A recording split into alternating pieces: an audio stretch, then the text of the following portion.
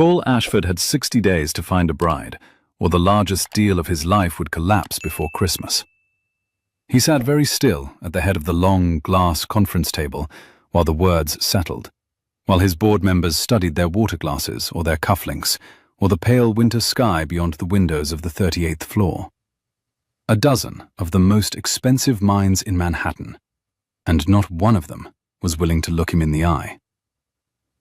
"It's the license clause," David Choi said gently, as if gentleness could soften it. "Stability of leadership. They want a married chief executive at the head of the table when the papers are signed. They want a wife in the photographs. We have until the end of December." Cole looked at the Larson file in front of him. The merger was 4 years of careful work. The Larson Group, family-owned for 3 generations of hotels and harborside resorts, would not sell to an unmarried 32-year-old whose tabloid life was a study in champagne and silence. Cole understood the clause. He had read their family charter himself, the year his father had dismissed it as old-fashioned. "Then I will find a bride," he said. He did not say where. There was no one to say. He had not been on a real second date in 6 years. He had not, in any honest moment of his adult life, imagined a woman in his kitchen. He had a merger that required a marriage, and a marriage that required a woman, and he had no idea where, in the city of 9 million people, he was supposed to begin. David Choi cleared his throat. "There is a place," he said carefully. "A friend of my mother's used it 20 years ago. It's a kind of old-fashioned firm. They do introductions. They are very discreet. They are also, I am told, very good." "A matchmaker," Cole said. "A matchmaker." That afternoon, on the 7th floor of a quiet brownstone on East 68th Street, beside a brass plate that read Marchetti Matches, Discreet Introductions since 1981, Cole Ashford rang a bell. Lena Marchetti opened the door herself. She was not what he had expected. He had expected a powdered older woman with pearls and a pamphlet. Instead, he saw a young woman in a soft cream blouse and dark trousers, holding a chipped coffee mug that said, "World's Okayest Daughter," in faded letters. Her hair was pinned back loosely. Her eyes, when they met his, were calm and unhurried, as if a billionaire on her doorstep was simply the next item on a list. "You're early, Mr. Ashford," she said. "Come in." The office had once been a sitting room. There were tall windows letting in the cold autumn light, a worn velvet sofa the color of dark wine, a brass desk lamp warm with low yellow, and a bookshelf full of leather-bound notebooks with years inked on their spines. A small fire was lit in a real fireplace, crackling softly. The room smelled of cedar, old paper, wood smoke, and something warm and sweet on a stove down the hall, like apples and cinnamon. The wide oak floorboards were smooth under his shoes. A black cat regarded him from the windowsill, its eyes bright green, and yawned, showing small white teeth. "You run this alone?" Cole asked. "My mother ran it for 40 years. I run it for now." "And she passed away 3 winters ago." Lena set down her mug. "Sit, please. Tell me why you're here." He had practiced this on the way over. He had drafted, with David, a careful sentence designed to communicate the situation without communicating the desperation. Standing in this small, warm room with a black cat watching him, he forgot all of it. "I need a wife," he said. "Within 60 days. The wedding can wait until summer, but the engagement must be public by year-end. I have a merger that requires a married chief executive. The terms are not flexible. The salary, however, is." Lena did not move. She did not pick up a pen. She did not even open one of the leather notebooks. She simply looked at him for a long, quiet moment, and Cole had the distinct sensation that he was being weighed. "No," she said. He had been refused exactly twice in his adult life. Once by a hotel owner in Lisbon, and once by a horse. He blinked. "I beg your pardon." "Marchetti Matches does not arrange contracts," Lena said. "We arrange marriages. There is a difference." A contract is a transaction. A marriage is the rest of someone's life. My mother turned away 3 senators and a duke for asking what you just asked. I will not be the one to break her record. Miss Marchetti, Lena, please. Lena. He drew a slow breath. Then I have come to the wrong place. Perhaps. She tilted her head. Or perhaps you have come to the only right one. May I ask you something? Yes. Do you actually want to be married? He opened his mouth and shut it again. The fire cracked softly. The cat began to wash its paw. Somewhere in the brownstone, a kettle whistled and was lifted off a flame. I want, Cole said carefully, to keep the company my grandfather built. I want the merger to succeed. I want my father to stop calling me at 6 in the morning to tell me I am wasting the family name. I have not had time to want other things. Lena was quiet. Then she said, 60 days is too short for a marriage, but it is enough for an honest beginning. I will not find you a contract bride, Mr. Ashford, but if you are willing to be slightly truthful with me, I will find you 7 women, real candidates, each compatible with you in a different way. You will meet each of them properly. You will be honest with them about the timeline. At the end of 8 weeks, if one of them has truly chosen you and you have truly chosen her, I will help you announce it. If not, you will pay my fee and walk away no worse than you came. 7. My mother always said 7 is the right number. 3 is not enough to compare. 10 is exhausting. 7 gives you a real spectrum. Cole stared at her. She stared back. He had the unfamiliar feeling of negotiating with someone who could not be bought. Your fee, he said at last, standard, plus a clause I will write in myself. You may not ask any of the 7 for a contract. If you do, I withdraw and the fee is forfeit. Why? Because they deserve to be considered for who they are. And because you, Mr. Ashford, will not survive a marriage you bought. He did not know what surprised him more, the answer or how quickly it landed. He sat down on the velvet sofa, which sighed under him as if it had been holding a place for him all afternoon. All right, Cole Ashford said. Find me 7. Lena's intake interviews lasted 2 days. She had warned him that they would.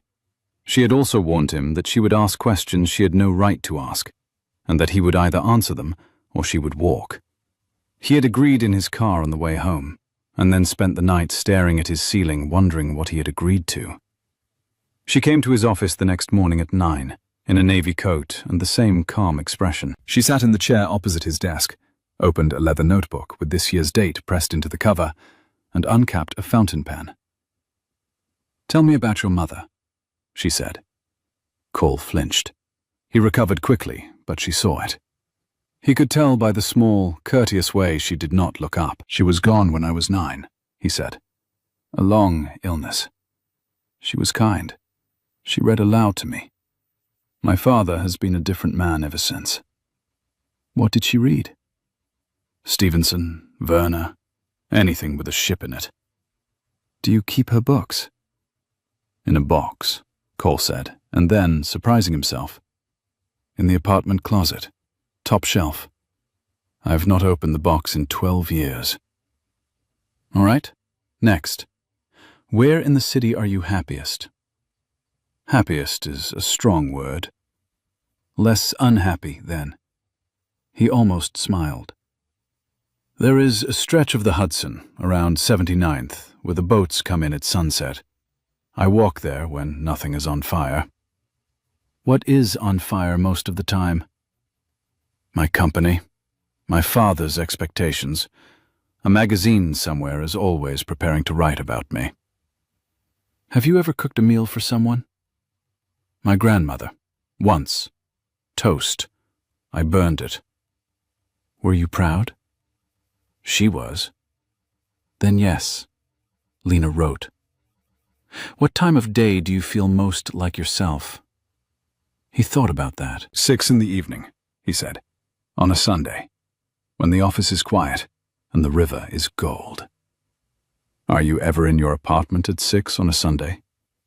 No. Where are you usually? At the office. Doing what? Reading reports, or pretending to. She lifted her eyes from the notebook. They were patient eyes. They did not press exactly. They simply waited for him to say the rest. Or, he said quietly, I walk along the river until it gets dark. Alone. Alone. Do you like that, Cole? Honestly. He realized then that no one had asked him that question in his adult life. The honestly part. Not David, not Margaret, not the women who had drifted briefly through earlier years before drifting away. He realized that the answer had been sitting behind his teeth for a decade, waiting to be asked for. No, he said. I do not.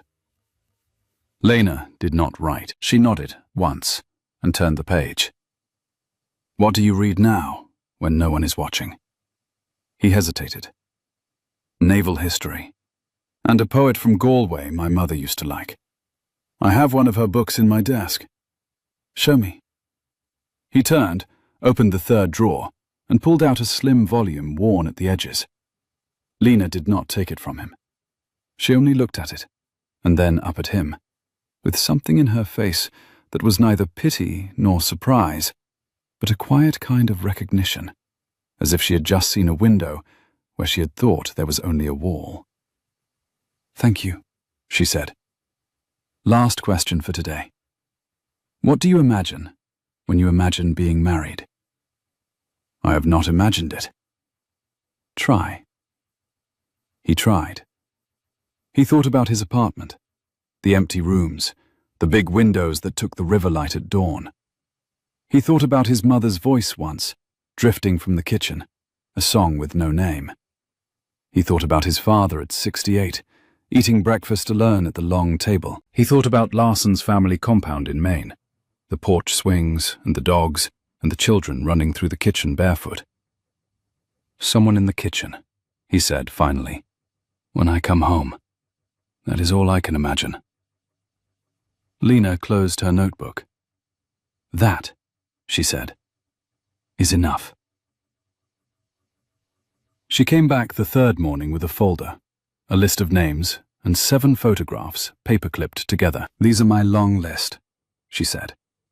22 women, all accomplished, all unattached, all aware of who you are. I will narrow it to 7 over the next 10 days. Each of the 7 will agree, in writing, to 1 introductory meeting with you. If both parties wish, a second meeting follows. If both parties wish again, a third. I will be present at the first meeting only. After that, you are on your own. You will be present? Briefly, I want to see you with each of them. Why? Because you don't yet know what you want, Mr. Ashford. And the only way to discover it is to watch your own face when you are with someone who could be it. He looked at her for a moment longer than he meant to. Cole, he said. You said Lena. Then it should be Cole. She smiled for the first time. It was a small smile, polite, careful. But it changed her face the way the river changed at sunset. Cole, then, she said.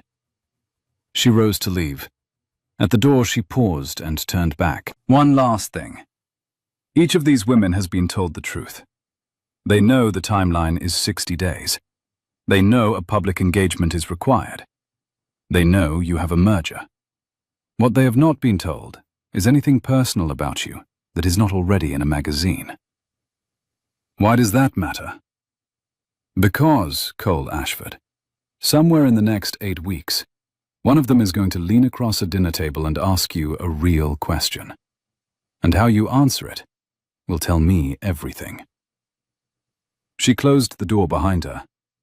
He sat at his desk, looking at the photographs of 7 women he had never met, in a building he owned, with a merger he could not fail.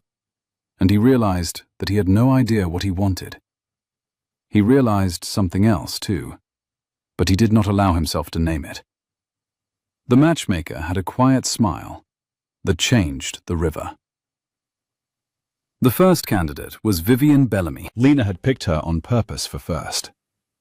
"She is who you would marry if you were marrying for the magazines," she had said in his office that morning, sliding the photograph across the desk. "If you want her, we will know early. If you don't, you will know what you don't want." Vivian was 31, tall, polished, with the kind of golden hair that society columns wrote sentences about.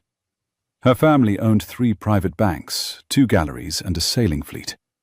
She had been on the cover of 2 magazines that year, both for charitable reasons, and both lit by the same photographer. The first meeting was at a restaurant on Madison Avenue, with tall windows that looked out at autumn leaves, gold and rust against a clear, cold sky.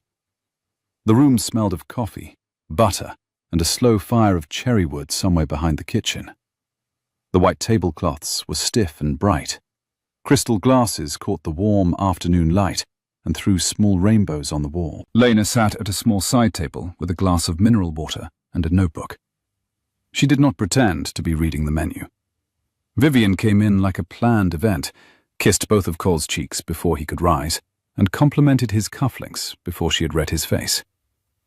"Cole, darling," she said, "you really do look exactly like your photographs. That is rare." "Thank you, I think." She laughed, sat, ordered for both of them in 2 sentences, and then began to map his life. Within 10 minutes, she had told him which charity gala to chair next spring, which architect would be redoing the Tribeca penthouse for the wedding, and which family friend at the Times would write the engagement piece. She did not ask him what he liked to read. She did not ask him about his mother. She did not, for a single second, look at the river through the window, although the river was extraordinary that day. Cole tried. He answered her warmly. He let her finish her sentences. He asked about the galleries her family ran. She told him that art was an excellent investment and that she was considering a Basquiat. He asked which Basquiat. She said the famous one. After 45 minutes, Vivian reached across the table to touch his wrist. "You are very serious for a man on a first date," she said. "You should smile more, darling.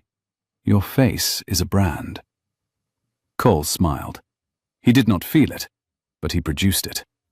Across the room, very faintly, Lena lifted her water glass to her lips. He caught the movement out of the corner of his eye. There was nothing in her expression. There was, however, a small line in her notebook he had not seen before, and her pen moved once and stopped. Vivian ordered dessert.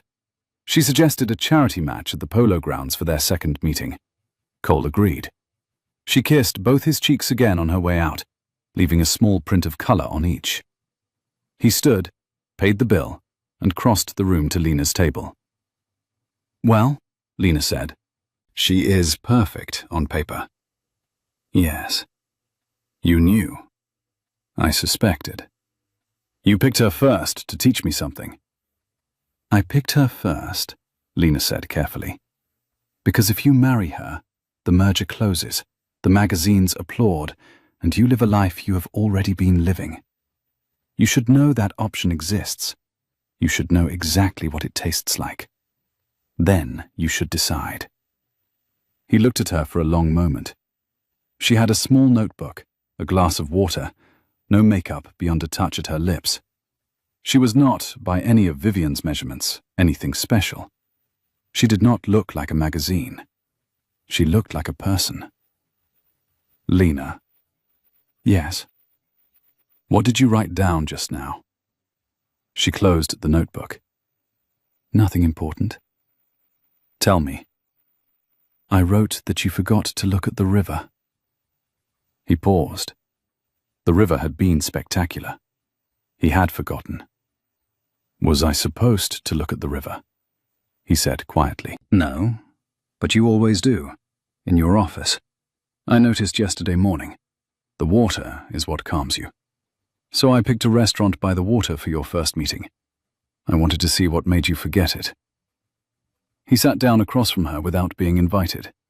The waiter, sensing something unspoken, did not approach. "Lena," he said, "will you tell me what you actually do?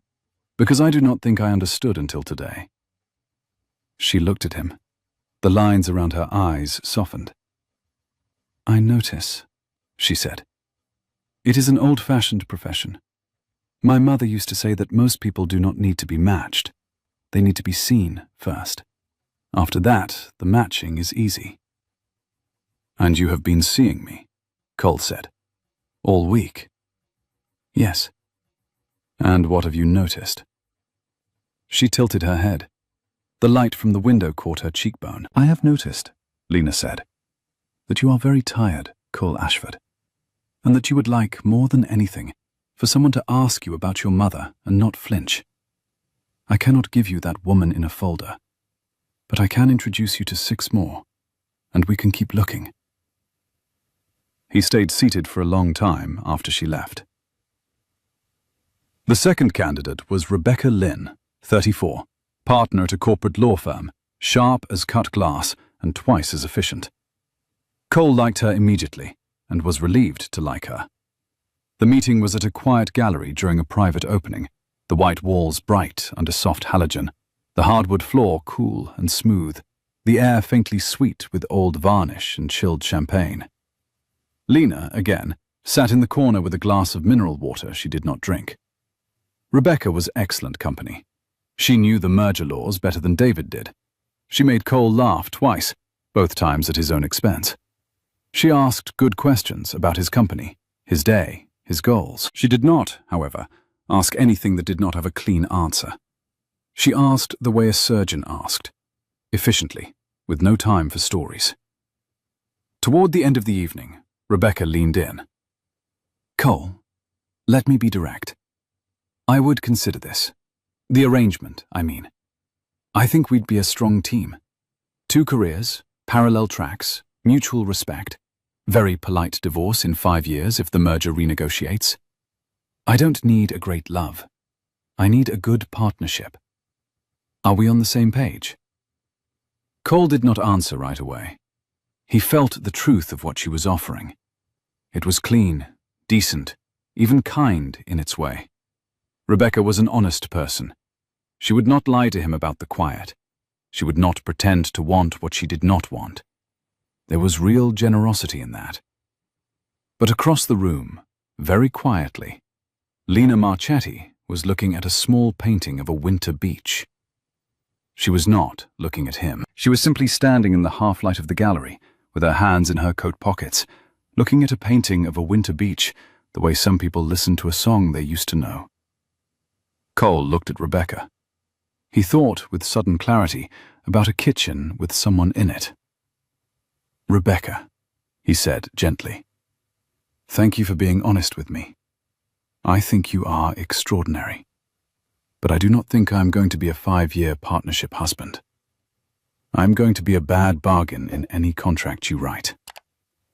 She studied him. After a moment, she gave him a small, warm, professional smile. "Then you should not waste my time, Cole, and I should not waste yours. Shall we?" "We shall." She offered her hand. He shook it. They both walked out of the gallery in the same direction without speaking, parted at the curb, and that was the end of Rebecca Lynn. He found Lena by the painting of the winter beach. "Did you tell her not to?" he asked. "No, she decided herself. She is too clean a person to want what you cannot give."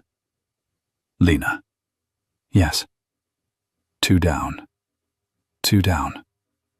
He looked at her, and at the small winter beach over her shoulder. "Whose painting is that?" he asked. "My mother's friend. He used to paint the same beach every year. He said the beach changed because the painter changed. The beach was the same." "Did your mother believe that?" Lena's smile was very small. "She believed that of people, too." She left. He stood in front of the painting for a long time, looking at the same beach. He did not yet know what he was looking at, but he was beginning to suspect. The third candidate was Eve Sanders, 27, a model with an enormous social following and a real estate license she had taken on a dare. The meeting was a sponsored charity dinner at a glass restaurant above the city, the floor-to-ceiling windows holding a cold blue twilight. The table lit with small, warm candles, the cutlery heavy and bright in his hand, the air rich with rosemary, butter, and roasted lemon. Eve was very beautiful. Eve was also very photographed. By the time Cole sat down, 3 different cameras had captured them through the windows from across the street. She was warm, easy, full of light laughter.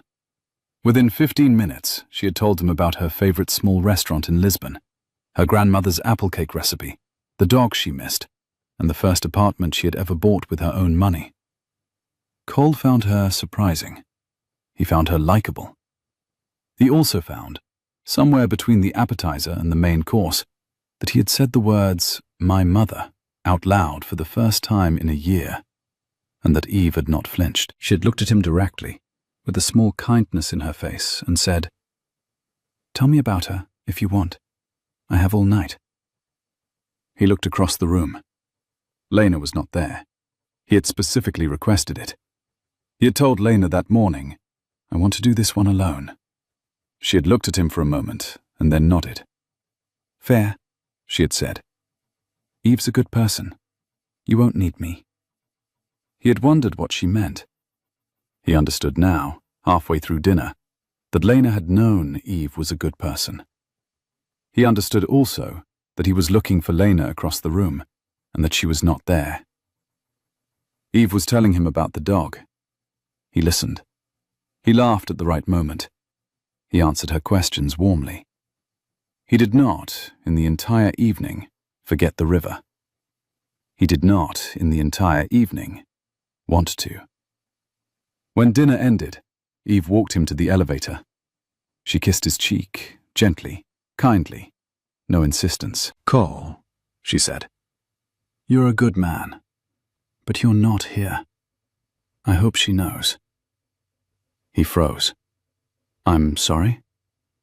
Eve smiled. "Whoever she is, I hope she knows. Good night." The elevator door closed on him alone. He stood in the descending box, looking at his reflection in the brushed steel, and he thought, 3 down. He also thought, she.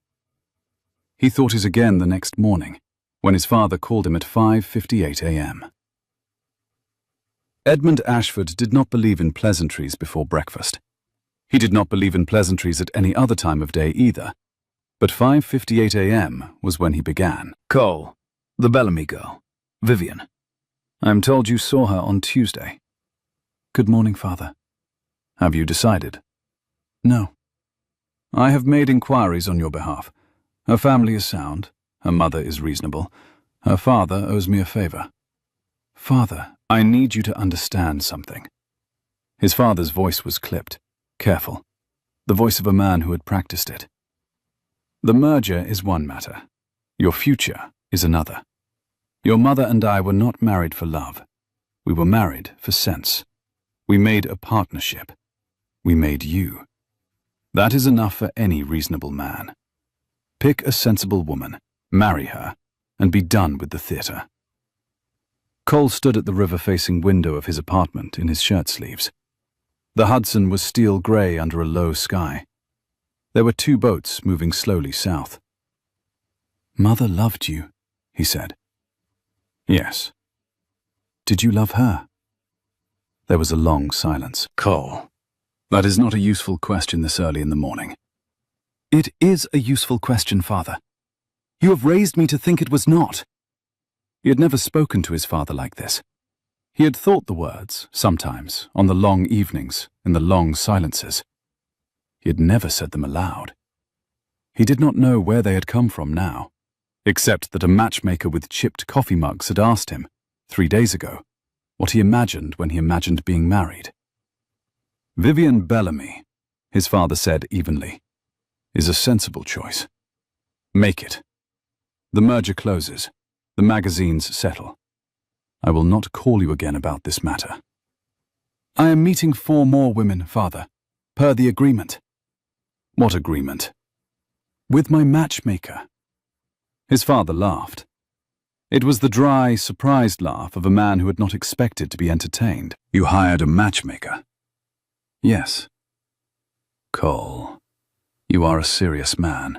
You have a board. You have a merger. You do not hire a matchmaker like a Victorian widow. This one is good, Father. I think you would like her if you— I will not meet her. His father's voice was suddenly cool again. I will meet the woman you marry. I will not meet the woman who arranged it. There is a difference, and you will learn to respect it. Pick Vivian. Goodbye. The line cut out. Cole stood at the window for a long time and watched the slow boats and tried to remember what his mother had read aloud to him on the night before she went into the hospital for the last time. He could not remember the book. He could remember the kitchen. He could remember her hand on his hair and her singing softly at the stove. He picked up the phone and called Lena. Are you free, he asked, to walk along the Hudson at lunch? There was a small pause on the other end. He could hear her brass desk lamp click off. That is not professional, she said carefully. It is not. Cole? Lena, I've just spoken to my father. I would like, for 1 hour, to be with someone who has read Stevenson. Another small pause. 12:30, Lena said. 79th Street Boat Basin. I will bring sandwiches. She hung up. He stood at the window with the phone in his hand for a long minute. Then he went to the closet and, for the first time in 12 years, he opened the box on the top shelf. His mother's books were inside, Stevenson at the very top.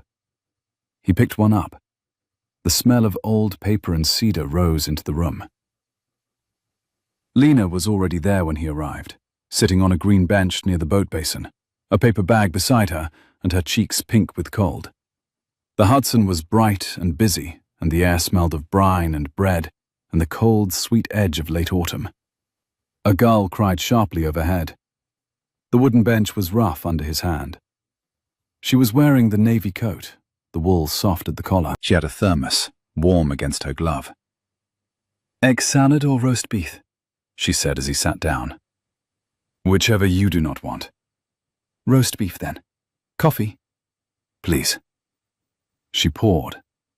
They ate quietly for a few minutes, watching a small sailboat tack against the wind. A dog ran by with a tennis ball. A child shouted at a seagull. Your father called you, Lena said at last. How did you know? Because I would have called you if I were him. You think he is right? I think he is afraid. Cole turned to her. She did not look at him. She was watching the small sailboat. Afraid of what? He said. Afraid that you will not pick the way he picked. Afraid that if you do not pick the way he picked, then he will have to ask himself what he actually picked. And he is not ready for that question, Cole. Most fathers are not. He looked at her sharply. You are very direct for a matchmaker. My mother taught me. She said the women in our line have always traded politeness for usefulness. Men will not listen to a polite woman. They will sometimes listen to a useful one. He laughed. It surprised him. You laughed, she said. I did. That is the first time. Is it? Yes. The sailboat came about. The wind shifted. They ate in silence again for a while. Lena, he said, after a long time. Why did you not become something else? You are very smart. You speak 5 languages. I looked you up. You could have been anything. Why this? She did not answer right away. She looked at the river. My mother was sick for a long time, she said finally. I was 22 when she became too tired to take meetings. 23 when she was gone. I thought I would close the business. There were people in my mother's last appointment book she had promised to find. I went through it. There was a man whose wife had left him for the 3rd time.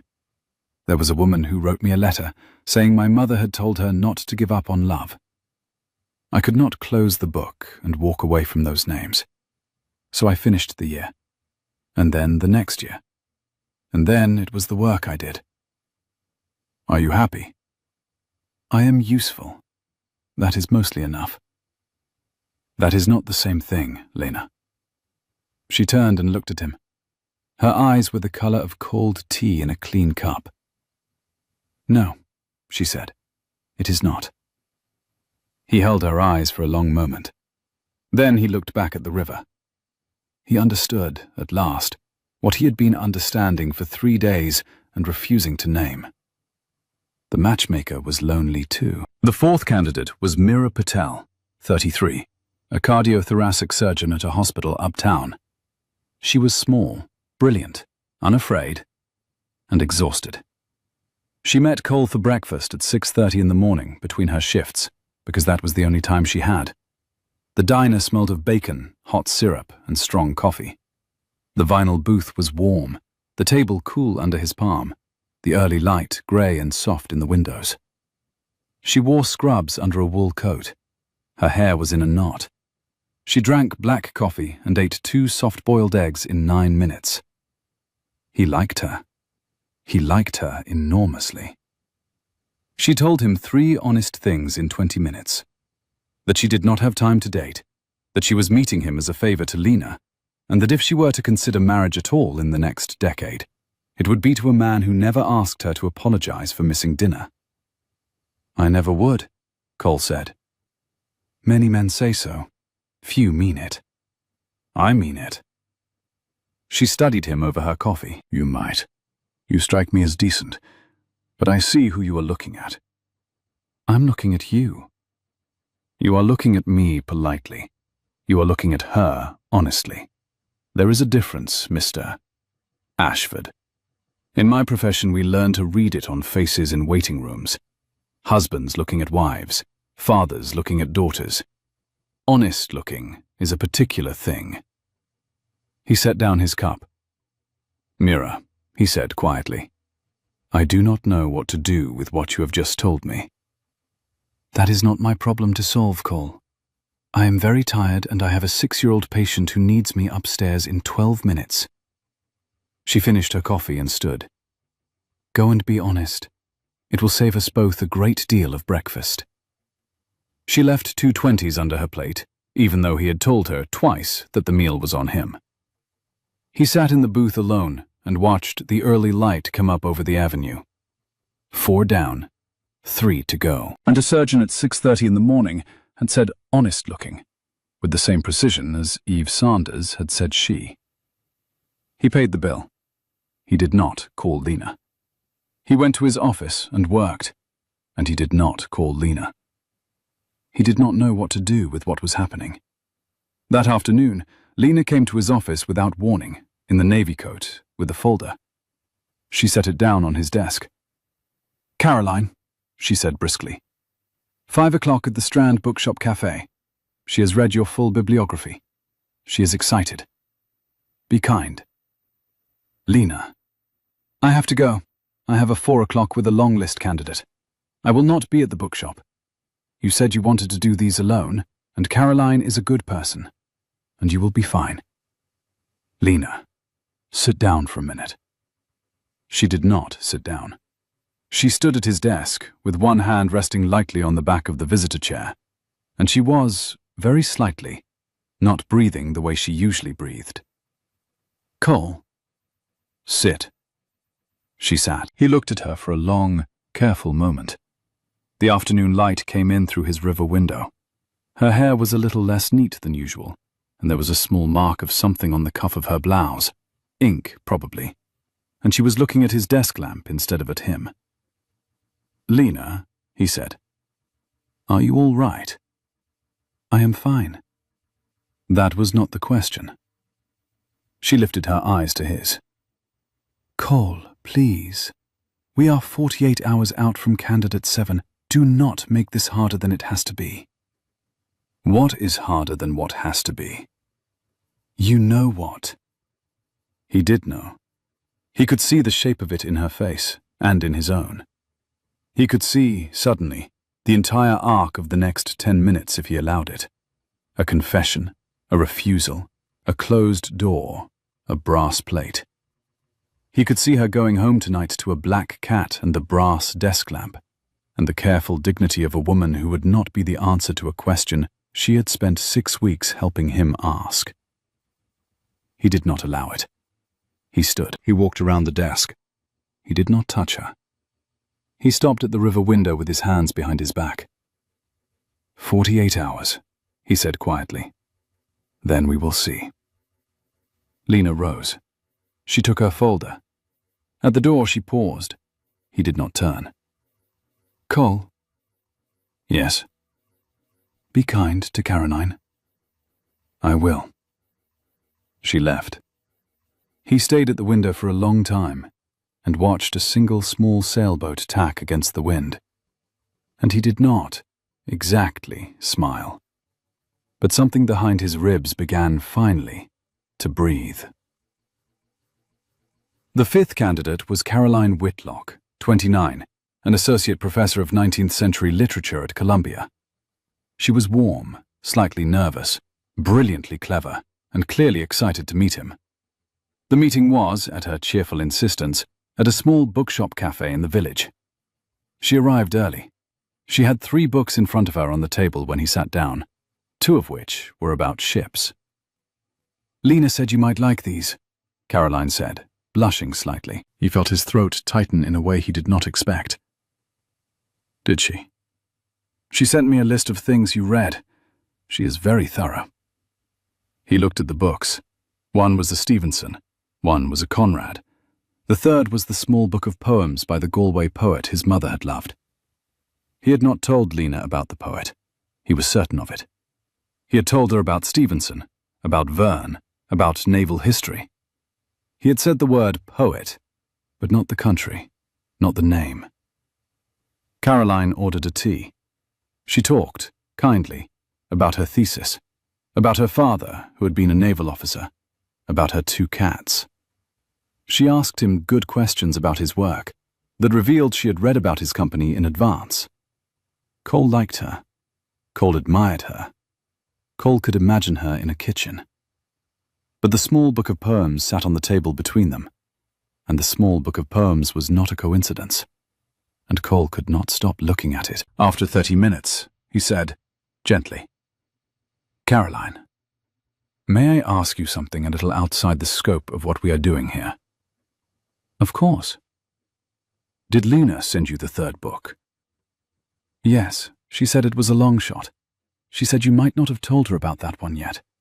She said if you had, it was for a reason, and if you had not, it was for a different reason. I confess I have read it 6 times, so I was excited to bring it. He looked at the book. He thought about his mother in the kitchen, singing softly. He thought about Lena saying, my mother used to read me Stevenson too, when she had not, exactly, but had implied she understood. He thought about a winter beach painting and a brass desk lamp and a black cat that had begun, on his last visit, to sit on his shoe. Caroline, he said quietly, I'm going to be honest with you, because you are very kind and you deserve it. I think you are wonderful. I think you would be a remarkable wife to a remarkable man. I do not think I am that man. Her face fell. She recovered with grace. I see. It is not you. It is, I am afraid, that I have already begun looking at someone. Lena. He could not speak. Caroline gave a small, tired, generous laugh. I told her this would happen, she said softly. She told me I was wrong. She told me she does not get to be looked at, only to look. I do not envy her, Cole. I hope you are kinder to her than her mother was to her. What does that mean? Caroline gathered her books. She slid the book of poems across the table to him.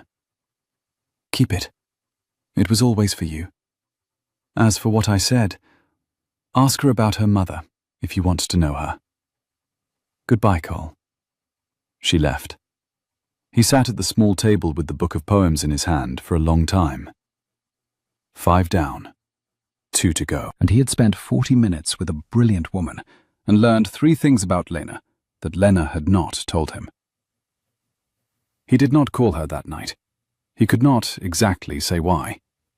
He stood at the river-facing window of his apartment for an hour, with a small book of poems open in his hand, reading the same page he could not afterward remember. He thought about the 30 minutes at the bookshop, and Caroline Whitlock's tired, generous laugh, and the words, "Ask her about her mother, if you want to know her." He thought about the fact that Lena had sent the 3rd book, knowing he had not told her about the poet, knowing he might not yet be ready to know that she had guessed. He thought about Lena alone, in her brownstone, with a black cat and a brass desk lamp and a chipped coffee mug. He thought, with a small, painful clarity, about the fact that he had spent 6 weeks asking her to send him toward other women, and that she had, every single time, sent him toward another woman, with grace and with good intentions, and at no point had she allowed herself the dignity of saying no. He thought, briefly, that he could call her now, drive over, knock on the door.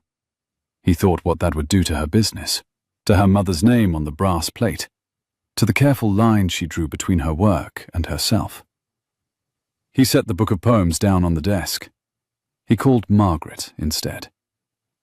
Margaret Hale had been his father's secretary for 22 years, his mother's friend for 15, and his own assistant for the last 9. She was 64, sharp, kind, and almost as discreet as Lena. She had known Cole since he was a child. She had been at his mother's funeral, holding his hand. She still kept his calendar, although she pretended not to. "Margaret, I need a favor." "You are calling me at 10 p.m., Mr. Ashford. The favor better be worth my supper. Tell me about Marchetti matches." A long pause. "Why?" "You know why." "Cole?" Margaret's voice softened. "I knew Rosa Marchetti. Your mother knew Rosa Marchetti. Rosa was the person your mother went to see the spring before she met your father." He sat down. "Mother went to a matchmaker. Your mother had been engaged to someone else, briefly, 2 years before she met your father. It did not work. Rosa was the one who told her to wait. Rosa was the one who introduced her to your father 6 months later, at a benefit. Your mother and Rosa stayed friends until the end. Rosa came to your mother's funeral, Cole. You were 9. You may not remember her. Lena was not at the funeral. Lena was 12. She was at home. Rosa was raising her alone by then." He closed his eyes. "Margaret." "Yes?" "Why has my father never told me any of this?"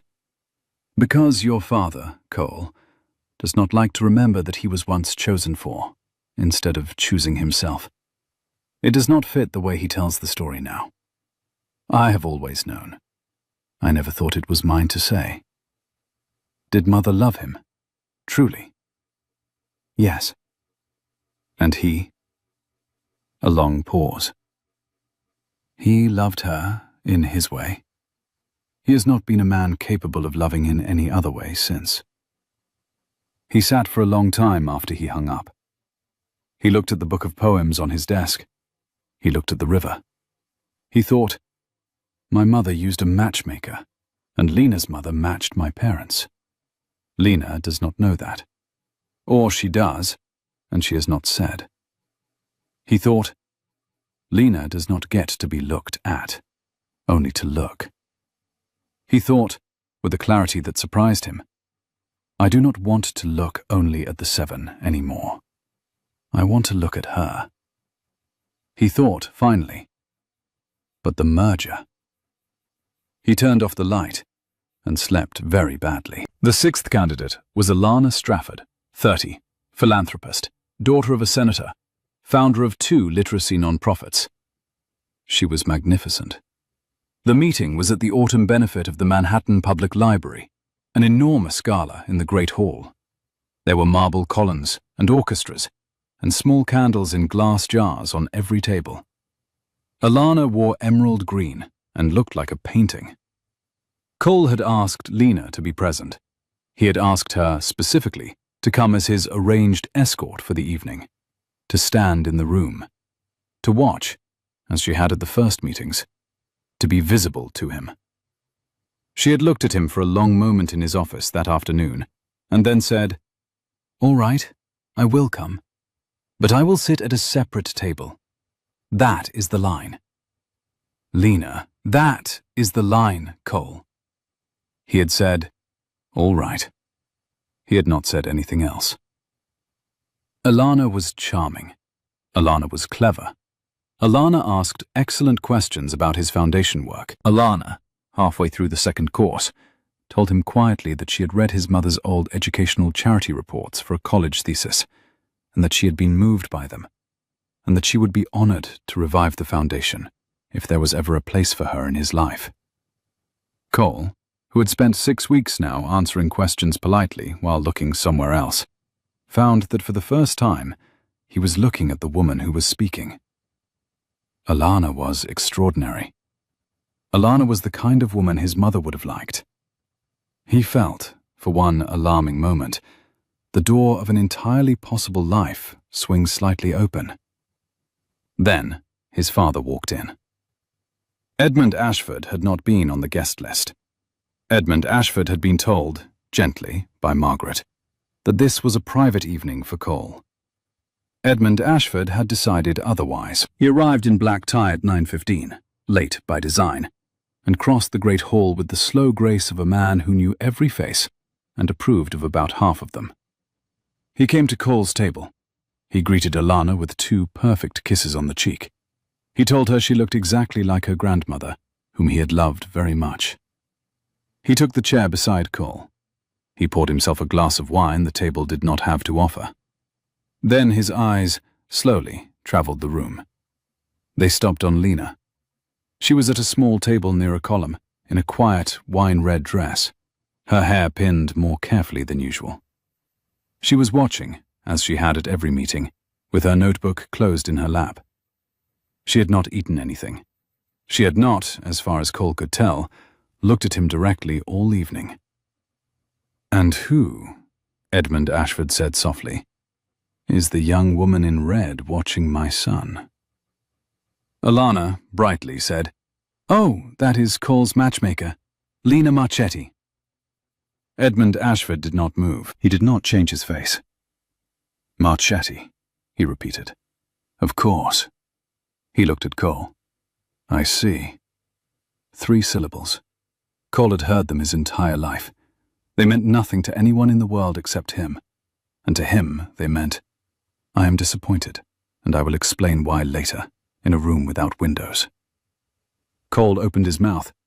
He did not know what he was going to say. Edmund Ashford, calmly, raised his wineglass to Lena across the room. It was a perfect formal salute. It was the exact gesture a king performed to acknowledge a servant whose name he was not going to remember. Lena, in the wine-red dress, lowered her eyes for a half-second, then lifted them, then nodded once back at him, with an absolutely steady face. Cole watched. He did not stand. He did not say her name. He did not lift his glass. He sat, frozen, while his father saluted the woman he was beginning to love, as if she were furniture. It lasted 3 seconds. It might as well have lasted years. Then Edmund Ashford turned smoothly to Alana and asked her about her father's recent vote on educational funding. Alana, brilliantly, answered. The orchestra continued. The candles burned. The waiters refilled the wine. Cole did not look at Lena again for the rest of the evening. He could not. When the gala ended, Lena was no longer at her table. There was only a folded program and a small unused notebook on her chair. He drove home in silence and stood at his window for an hour, hating himself. She did not come to his office the next morning. She did not answer her phone. The brass plate on East 68th Street was still there. The door was locked. He sent a note. She did not answer the note. For 2 days, he sat at his desk and worked at a merger he no longer cared about. The Larson lawyers came in twice. The Larson patriarch's grandson came in once. David Choi watched him through every meeting with the careful, professional concern of a man who had begun to suspect that the person at the head of the table was no longer there. Cole signed papers. He approved memos. He did not, at any point, hear what was being said. At 7 in the evening of the first day, he drove past the brownstone on East 68th Street. The lights were off. There was a single, small lamp glowing in the front room of the second floor, and the silhouette of a black cat in the window. Cole sat in his car across the street for 10 minutes. Then he drove away without ringing the bell, because he understood, finally, that he had not yet earned the right to ring it. The morning of the second day, his father called. Cole, the Vance girl, Chloe. She is free on Friday. The Larson reception is Friday. I have spoken to her father. The two of you may simply arrive together. The press will infer the rest. The merger will sign on Monday. The matter is closed. Cole stood at his window with the phone in his hand. "Father," he said quietly, "did you know, when you married Mother, that she had been to a matchmaker?" There was a very long silence on the other end, the kind of silence that was, all by itself, a confession. Cole. "Did you know, Father?" I knew. "Whose?" Rosa Marchetti.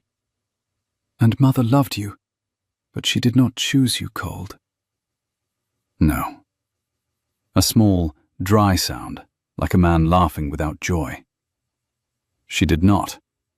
We were introduced. She liked me well enough.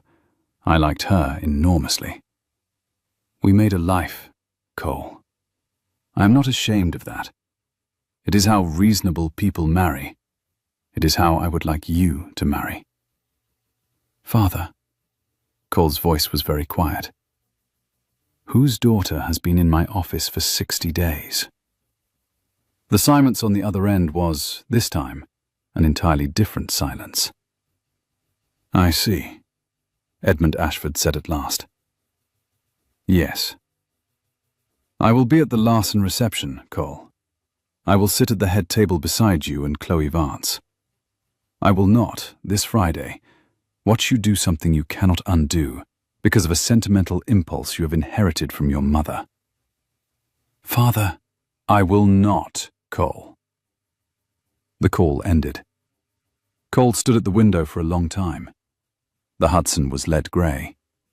There were no boats today. He could see, in the reflection in the glass, his own face. Thinner than it had been 60 days ago, more tired, and, very faintly at the corner of the mouth, more honest. He picked up the phone again. He called Margaret. "Margaret, I need a favor. A real one, this time." "I am listening, Mr. Ashford." "I need to know what is in my mother's last letter. The one in your safe. The one she wrote me before she went into the hospital. I am 32 years old, Margaret. I think I am old enough to read it." A long, careful silence. "It is sealed, Cole." "I know." "She told me to give it to you on the day you married, or on the day you decided not to." "Margaret, I have decided not to marry the woman my father has chosen. I would like to read it tonight." "All right." Margaret's voice was thick. "I will bring it to your office at 6. She brought it at 6. It was a single page, in his mother's handwriting, on the cream stationery she had used all her adult life. He read it once, standing at his desk. He read it again, sitting down. He read it a third time, with his hand over his face. "Cole, my dear, I have been sick for 2 years now, and I am told this winter will be the last. I will not waste your inheritance on regret. I will only tell you one true thing, in case the world tries to tell you a different one. The kindest day of my life was the day I went to see Rosa Marchetti, and she told me to go home and wait. I had been engaged to a man who would have made a careful life with me. Rosa told me, very gently, that careful was not the same as kind, and that I had been raised to confuse them. She made me wait 6 months. Then she introduced me to your father, in the doorway of her office, on a Tuesday in March. He looked at me as if I were the first room he had ever walked into and recognized. Your father is a difficult man, I know. I have lived with him. He has not been a kind man to himself, and so kindness is hard for him to give. But he chose me, Cole. He chose me in the doorway of Rosa's office, and he has chosen me, in his own halting way, every single day since. I would not have wanted my life any other way. I am writing this for you because I do not want you to be afraid of being chosen when the time comes, or of choosing, or of marrying for the right reasons, even if the world tells you the wrong reasons are simpler. Whoever you marry, my darling, marry her in a doorway. Make sure you can both see the room. I love you. Be brave. Be slow. Be kind. Mother. He sat at his desk in the failing light. The river outside was the color of cold pewter. The radiator hissed softly in the corner. The cream paper of the letter was warm under his fingers and smelled, very faintly, of the lavender sachet his mother had kept in her writing drawer. He did not move for a long time. When he stood, finally, he was a different man. On the third day, Margaret came in without knocking. "She left this for you," she said, and put a small envelope on his desk, and left without saying anything else. He opened it. It was a single page, in Lena's small, careful handwriting. Cole. The 7th meeting will be on Friday at the Larson reception. Her name is Chloe Vance. She is the woman your father has wanted you to marry since you were both children. She is kind, and she will go through with it if you ask. If you do not ask, I will return your fee in full. Either way, this is my last meeting. Lena. He read it 3 times. He sat very still. Then he walked out of his office, down to his car, and drove the 40 blocks to her brownstone. Her cat was in the window. The lights were off. The brass plate gleamed in the afternoon sun. He rang the bell.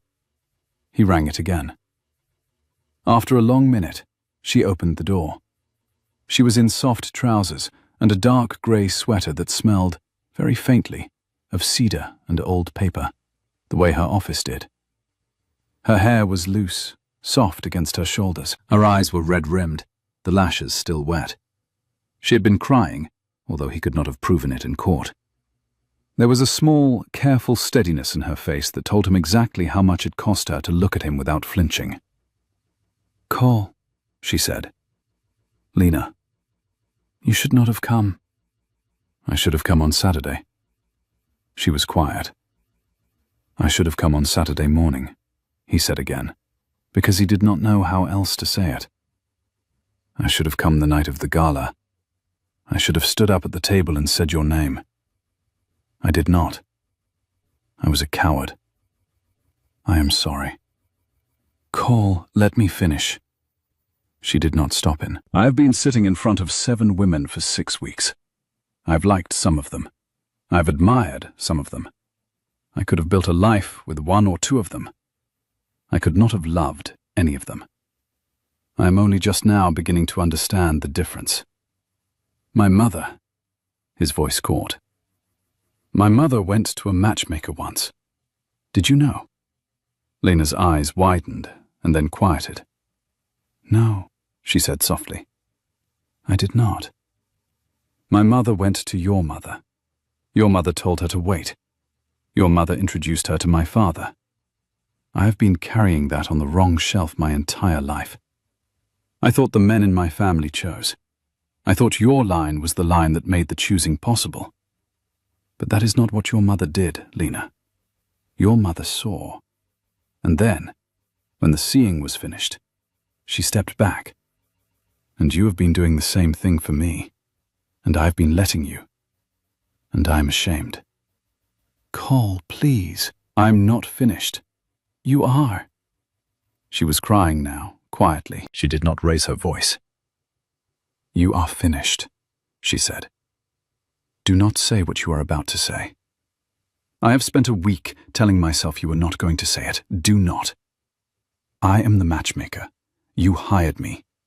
The merger is in 3 weeks. Chloe Vance is a kind woman, and your father loves her family. Do this. Do not turn me into the story. I have spent 6 weeks watching you decide who you are. I do not get to be the answer to that. I am the bench you sat on. I am not the river. Please go. He did not move. He looked at her, in her dark sweater, in the doorway of the brownstone where her mother had matched his mother 28 years ago, and he understood why she had to refuse him at the door. He took 1 step back. All right, he said quietly. All right, Lena. He turned and walked down the steps.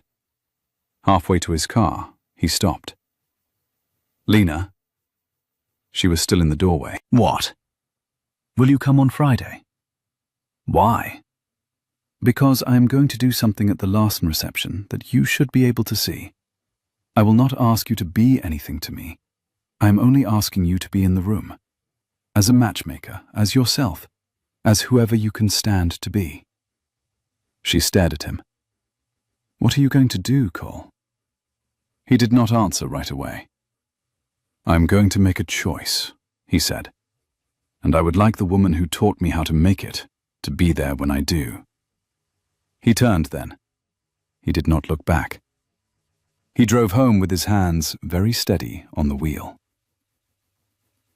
The Larson reception was held in the rooftop hall of an old hotel with a glass ceiling and a long view of the harbour.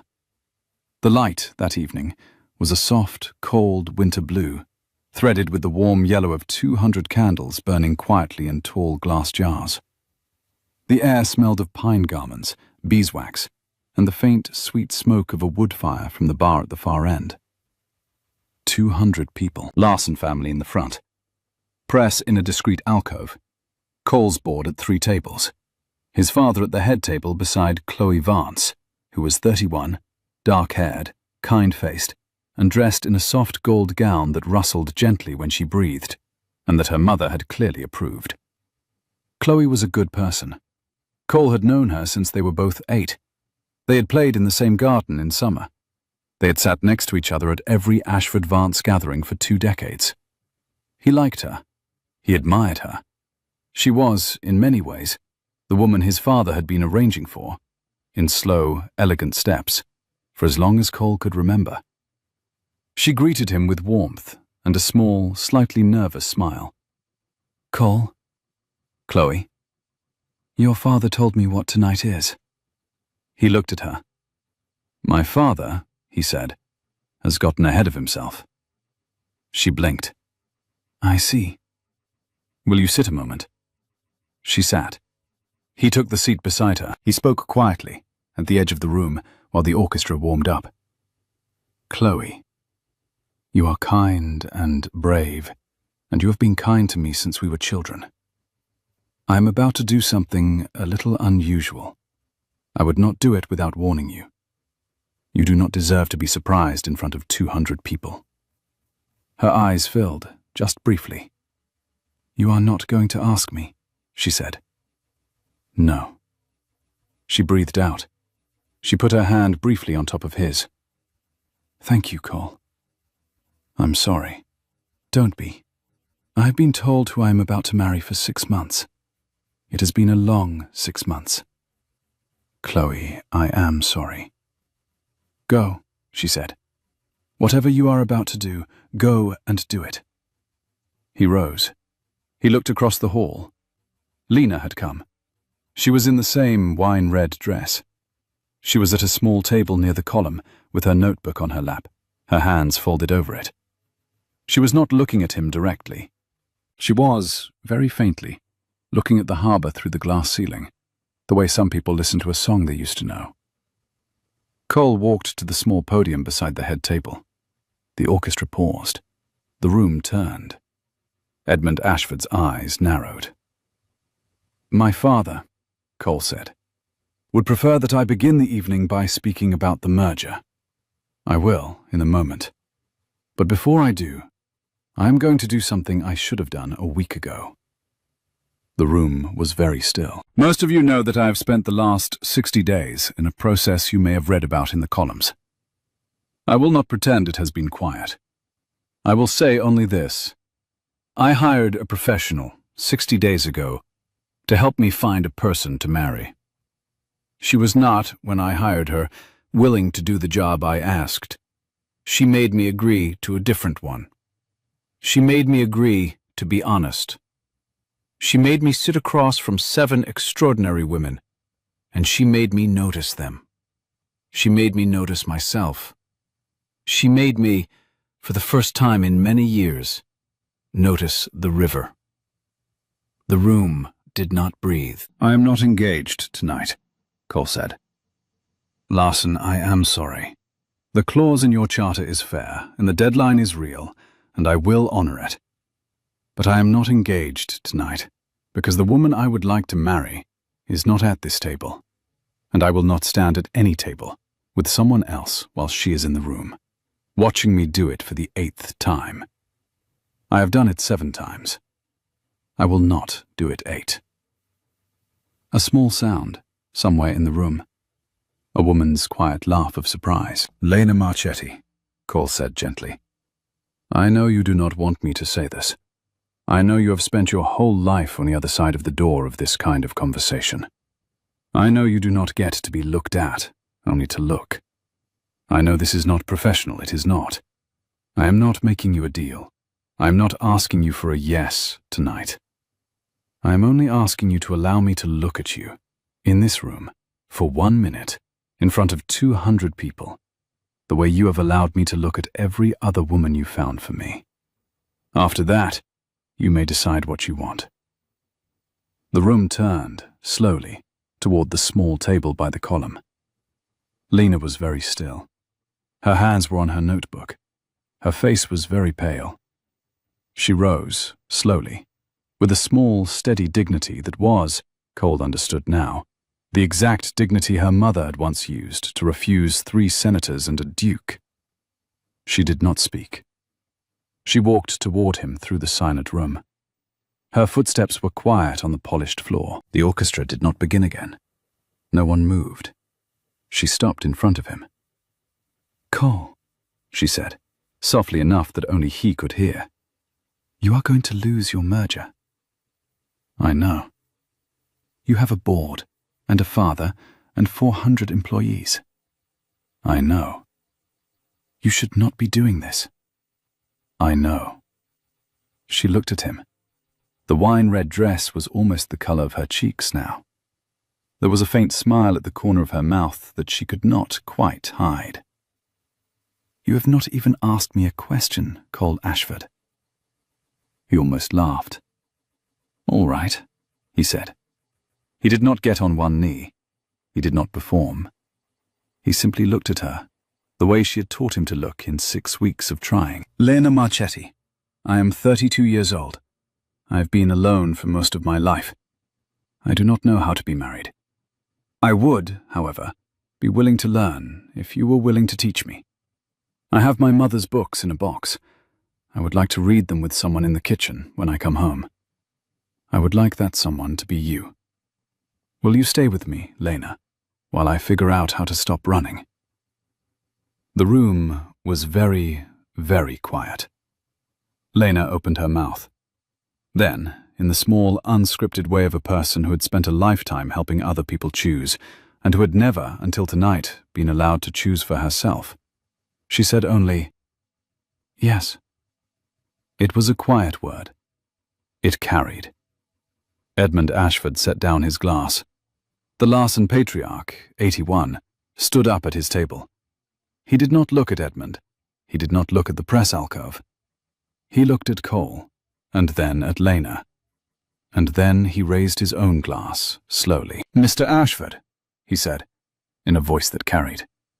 My charter requires a married chief executive. It does not require him to be married already. It requires him to be the kind of man who knows how to commit. I have, in the last 3 minutes, watched you become him. He turned to his wife of 60 years, who was smiling. We will sign on schedule. Welcome, Miss Marchetti. Cole did not let go of Lena's hand. David Choi, 3 tables away, set down his fork very slowly and pressed the heels of both his hands against the table to steady himself.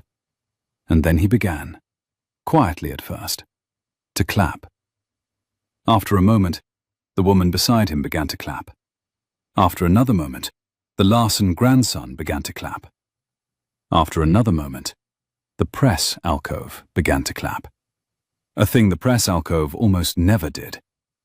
And Margaret Hale, alone at the small table near the back, where she had been pretending all evening to be there as Lena's friend, rather than Cole's assistant, was crying, without trying to hide it. The orchestra, with the elegant, practical instinct of an orchestra that had played at 3,000 evenings exactly like this one, and exactly not like this one, began softly to play something Lena's mother might have liked. A waltz. Slow. Old. Cole looked at his father, once, across the room. Edmund Ashford was very pale. He did not speak. He did not raise his glass. He stood, slowly, and left the room. The waiters parted before him. The doors closed behind him without a sound. Cole watched him go. He did not, for the first time in his life, follow. He turned back to Lena, who was holding his hand the way one holds a small live thing, carefully, with both her own. "I am sorry," she said quietly. "Don't be. He will come around." "Maybe." "He will, Cole. My mother used to say it takes most fathers 7 years to come around. She said the 7 was the only number she trusted." He almost laughed. 7, he said. 7. The orchestra began again, gently, somewhere behind them. The room began to breathe. It took Edmund Ashford 11 months, not 7. The first 3 were the worst. Cole and his father did not speak. The merger closed, on schedule, on a cold Monday in early December, with the Larson patriarch in the front row and Edmund Ashford visibly absent.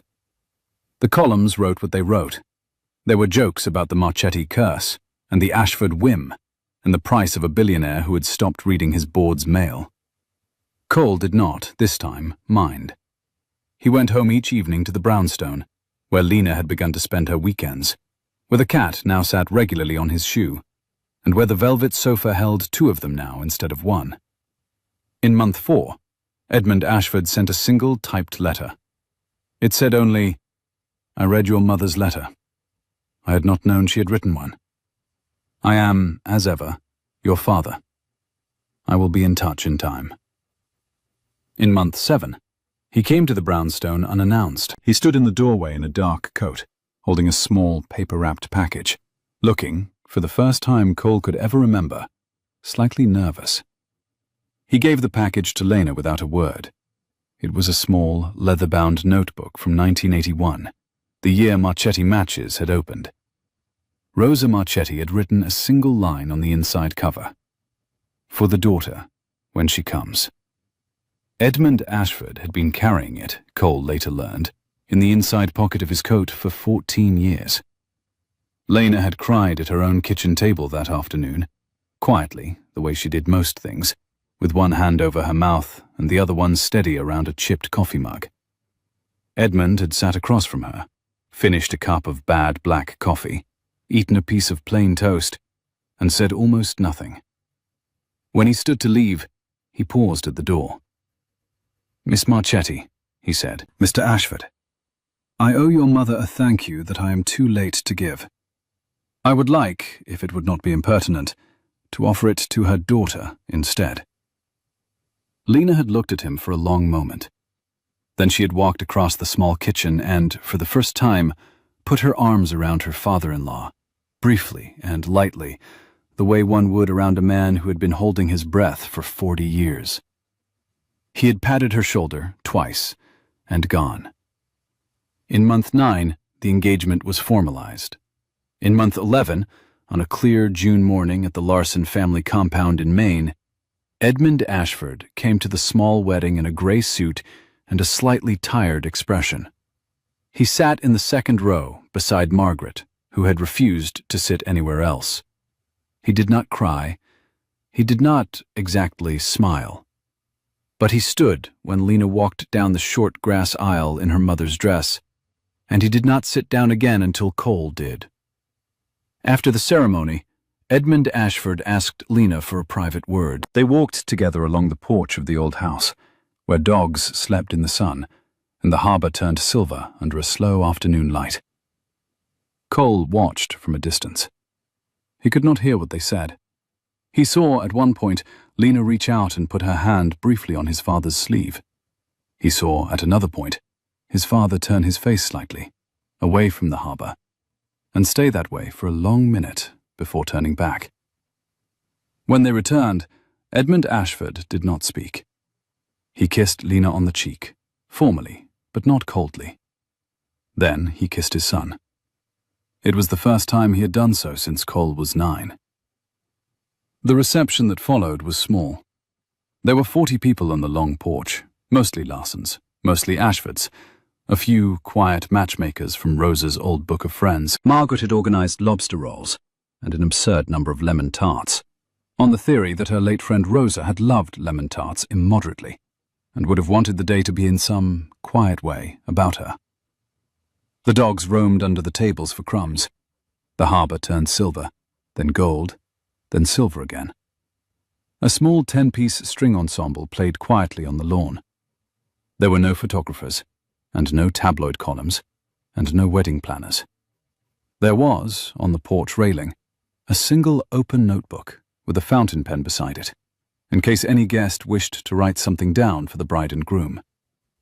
By the end of the evening, it was 3/4 full, in 11 different handwritings, with a dog hair pressed into one of the corners.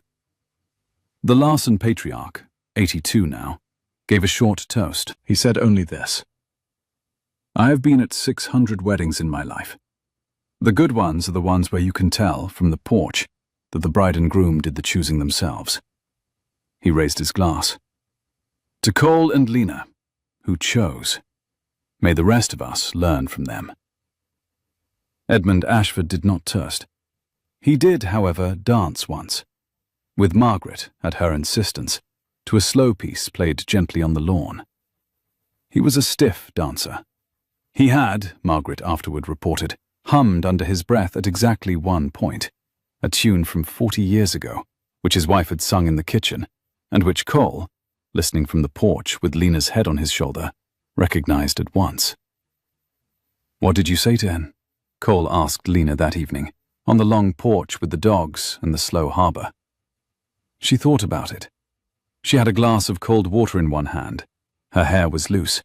She was wearing a soft cotton dress now, no longer the wedding dress, and she looked, Cole thought, exactly like a woman who had been quietly waiting for a porch all her life.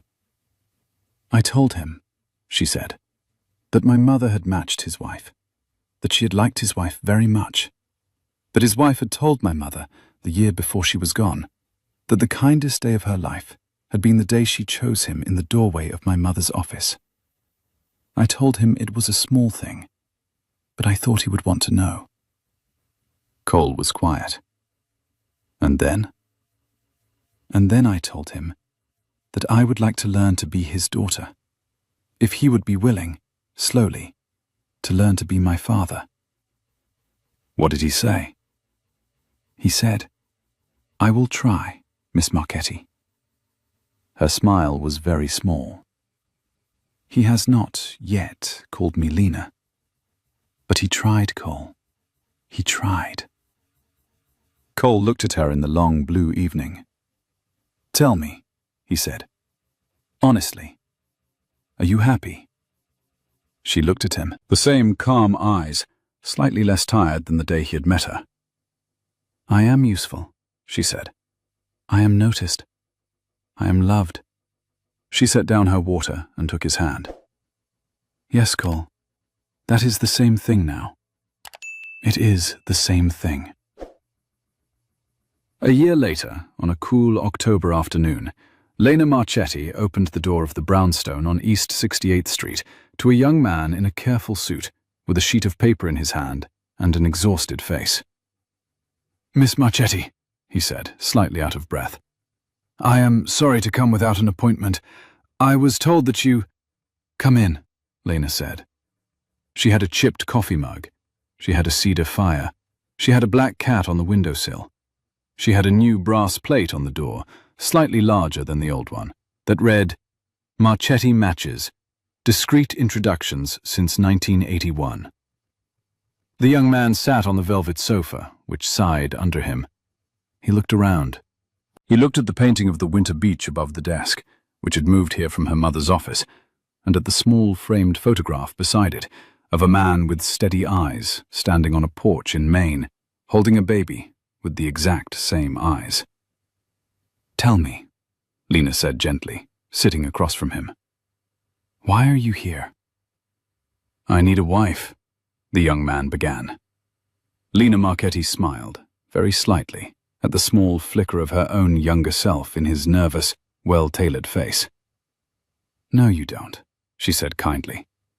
"You need to be seen first. Tell me about your mother."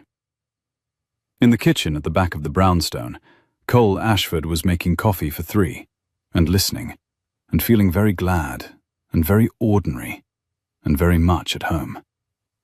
He had a small ledger of his own now, on the kitchen counter, beside the coffee tin. It was leather-bound, like the ones in Lena's office, but its spine was blank, because they had not yet decided what to call it. Inside, in his slow, careful handwriting, he kept a list of small, ordinary things. The morning the cat had jumped into Lena's lap for the first time. The evening her father-in-law had called her Lena instead of Miss Marchetti. The Sunday in March he had finally read his mother's books to her in the armchair by the cedar fire. There were 31 entries already. There was still half a notebook to go. Sometimes, at 6 in the evening on a Sunday, he and Lena walked together along the Hudson at 79th Street, the way they had on the first lunch, with a paper bag and a thermos, and not quite enough words for the river. Sometimes Margaret came with them. Sometimes Edmund Ashford did, slowly, in his grey coat, and they would sit on the green bench together and watch the boats, and he would ask Lena, every time, what her mother had liked best about the boats, and Lena would tell him a different story each time, because Rosa Marchetti had liked, in fact, every single thing about the boats, and a year was not enough to finish the list. And every Tuesday, the bell rang on the 7th floor of the brownstone on East 68th Street, and Lena Marchetti opened the door herself, and someone tired and hopeful and a little ashamed of being there sat down on the velvet sofa, and the cedar fire burned, and the chipped coffee mug came out, and the work continued, the way her mother had taught her, the way her mother's mother had taught her mother, the way it would, with luck, continue for a long time after. The brass plate had a second name beneath the first now, in slightly newer brass. It read, Cole and Lena Ashford. It was the smallest plate they had ever made. It was, by some distance, the proudest line of work either of them had ever done.